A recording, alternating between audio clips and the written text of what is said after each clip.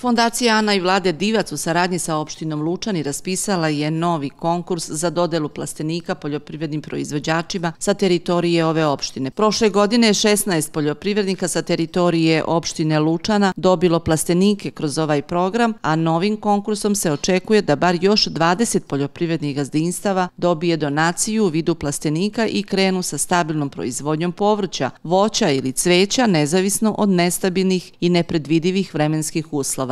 Ovogodišnjim konkursom je planirana podrška za poljoprivrednike i poljoprivrednice koji imaju registrovana gazdinstva na teritoriji opštine Lučani, a koji žele da otpočnu ili prošire svoj posao vezan za plasteničku proizvodnju sa ciljem ekonomskog jačanja porodica na selu. Ukupna raspoloživa sredstva po ovom konkursu su 5,6 miliona dinara, od kojih je opština obezbedila 4 miliona, a ostatak u lokalni fond ulaže Fondacija Ana i Vlade Divac uz podršku obnovljene crkve Isusa Hrista. Mali poljoprivredni proizvođači koji su najmnogobrojniji u Srbiji pod velikim su uticajem klimatskih promjena i teško se prilagođavaju. Prelazak proizvodnje sa otvorenog polja u zaštićen prostor jedan je od načina da prilagode proizvodnju i osiguraju stabilne prinose bez obzira na vremenske uslove. Ovaj konkurs za dodelu plastenika gazdinstvima sa teritorije opštine Lučani traje do 6. maja, a odabrana gazdinstva će dobiti plastenike dimenzije 6x21 metar sa pocinkovanom konstrukcijom, sistem za navodnjavanje i bočnim vratima za provetravanje. Odabrana gazdinstva također će imati obavezu da učestvuju sopstvenim sredstvima u visini od 20% ukupne vrednosti doniranog plastenika u zavisnosti od broja prijavljenih. Prednost će imati višečlane porodice koje žive i rade na selu.